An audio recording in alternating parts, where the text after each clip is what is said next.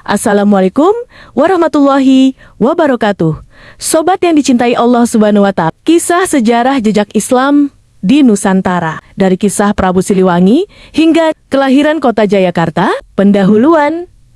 Pendahuluan sejarah Nusantara merupakan jalinan peristiwa yang kaya akan nilai budaya dan spiritualitas. Salah satu fragmen paling krusial dalam perjalanan bangsa ini adalah proses masuknya Islam yang berlangsung dengan damai dan penuh keadaban. Jauh sebelum kemerdekaan diproklamasikan, nilai-nilai Islam telah merasuk ke dalam sendi-sendi kekuasaan lokal, mengubah tatanan masyarakat menjadi lebih teratur, dan melahirkan tokoh-tokoh besar yang kelak membentuk wajah Indonesia modern. Melalui narasi sejarah yang dibawa oleh para ulama, kita dapat melihat bagaimana cahaya Islam tidak hanya mengubah keyakinan individu, tetapi juga membangun peradaban, kota, hingga identitas nasional yang kuat. Pembahasan Bab 1, Cahaya Al-Quran di Karawang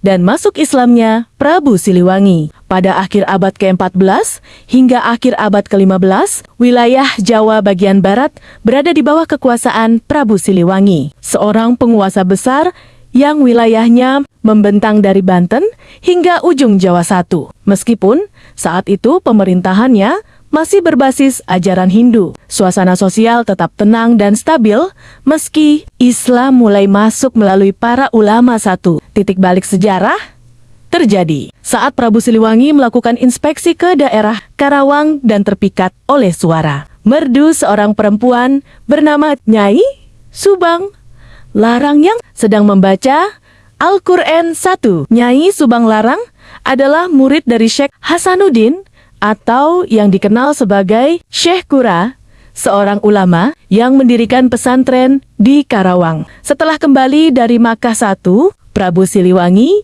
yang jatuh hati kemudian melamar Nyai Subang Larang. Namun, sebagai seorang muslimah yang taat, ia memberikan syarat bahwa sang raja harus memeluk agama Islam terlebih dahulu.